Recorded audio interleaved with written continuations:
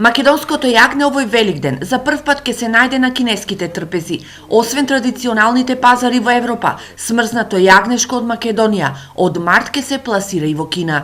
Пазарот е веќе отворен. Количините, цените се веќе во доменот на приватните бизнисмени кои треба да ги најдат соодветните партнери кои сакаат да увезуваат производи во Кина. Кина веќе се обрати до наши кланичари кои произведуваат јагнешко месо, извезуваат веќе на европскиот пазар со цел да можат да повлечат количини за Кина, но сепак за количините и за цената е рано да се збори. Ова за земјоделците значи сигурен откуп, но и подобра цена. Конкуренцијата е многу битна за јагнето. Имале конкуренција, има и цена јагнето. Сега моментално не знам, али околу 150 се движи, сега моментално. А лани ги дадоме јагнината по 160. Отворањето нови пазари значи зголемување на примарното производство, ја наложува потребата од зголемување на стадото, но и квалитетот на производството, што ќе донеси и економски бенефит, како за сточарите, така и за државата. Млечните производи веќе можеме да ги извезуваме во Соединетите Американски држави, се работи на извоз во Соединетите Американски држави за месните производи.